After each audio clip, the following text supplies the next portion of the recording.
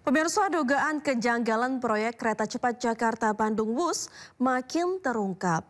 KPK tengah menyelidiki adanya kecurangan dalam pembebasan lahan, yakni penggelembungan harga tanah.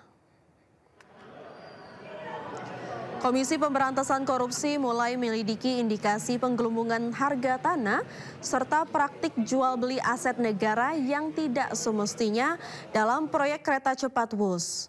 PLT Deputi Penindakan dan Eksekusi KPK, Asep Guntur Rahayu mengatakan, materi penyelidikan terkait dengan lahan, yakni dugaan tanah milik negara dijual kembali kepada negara. Menurut Asep, dalam materi penyelidikan ini ada indikasi penggelembungan harga tanah jauh di atas nilai wajar, sehingga negara mengalami kerugian signifikan. Penyelidikan KPK berlangsung di tengah pernyataan Presiden Prabowo yang akan mengambil alih tanggung jawab penuh atas utang proyek kereta cepat Wus.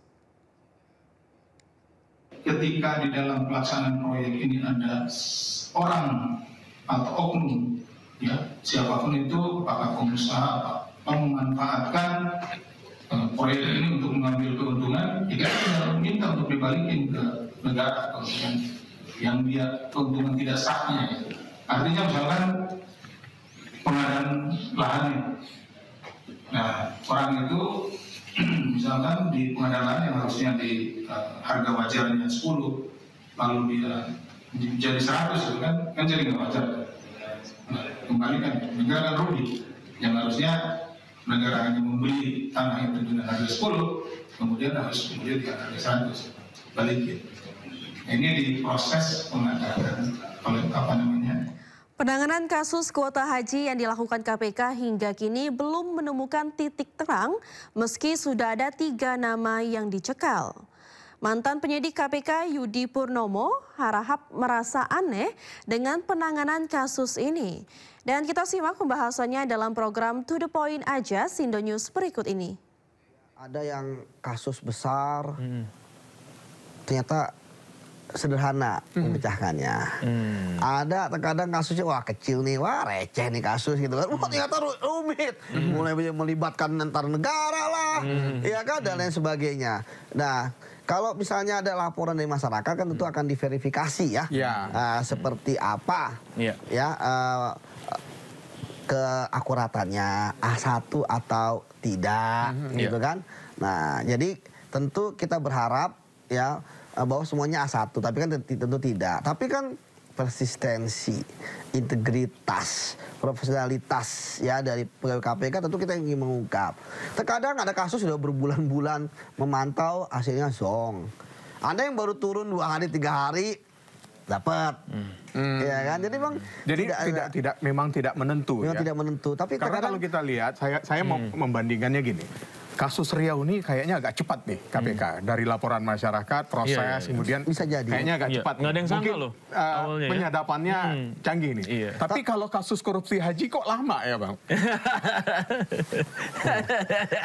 Katanya nggak mau pinggir jurang. Menarik. Saya belum pernah ada proses yang dilakukan oleh KPK itu seperti kasus haji ya. Saya waktu di KPK nggak seperti itu. Karena di KPK seharusnya sesuai dengan pasal 44, itu kan penyelidik itu kan bukan sekedar mencari peristiwa pidana. Tapi sudah mencari bukti permulaan. Yang ketika sudah mendapatkan bukti permulaan harus melapor kepada pimpinan KPK. Bukti permulaan itu kan ada di pasal 184 ayat 1 KUHP ya, apa aja itu, keterangan saksi, keterangan terdakwa, surat, petunjuk, ahli gitu kan. Jadi di situ tuh sudah ada. Jadi ketika temukan bukti permulaan cukup, artinya kan sudah diduga ada tersangkanya. Jadi makanya kenapa KPK di masa lalu, ngomongin masa lalu aja saya. Tadi dibilang belum move on. Berat juga. Tapi kan kita membandingkan itu kan cukup bagus untuk supaya lebih maju lagi. Betul. Nah, istilahnya dulu ya kan sudah ada naik ya, udah ada tersangka. Ini kok belum. Udah gitu oke lah dengan alasan bahwa ingin lagi mendapatkan barang bukti yang cukup. Tapi udah kesana kemari, geledah dan sebagainya sampai saat ini udah mungkin 2 bulan lebih, gitu kan malah nggak ketahuan. Padahal udah ada 3 orang yang dicekal, ya kan? Mantan Menak, mantan staf sus, satu lagi swasta ya, pemilik. Pemirsa, penyandang disabilitas akhirnya diterima bekerja di Transjakarta. Simak informasinya selengkapnya usai jeda berikut ini di Sindo Siang.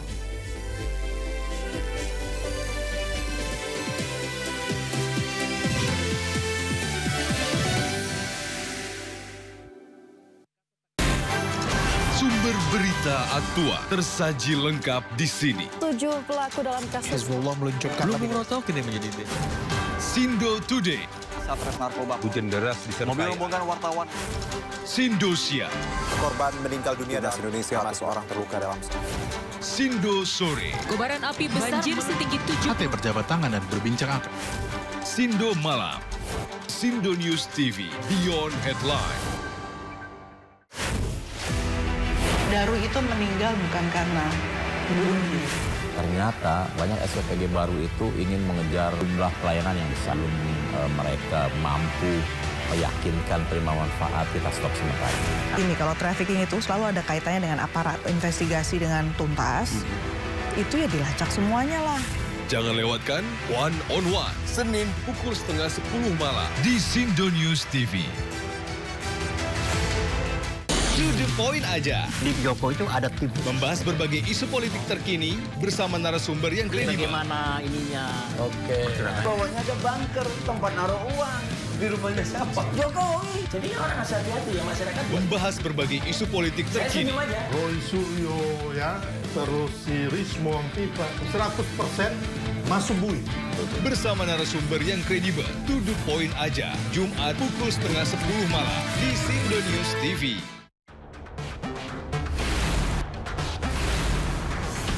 Rangkuman peristiwa di akhir pekan. terus mengungkap praktek ratusan warga rela anti-pajak.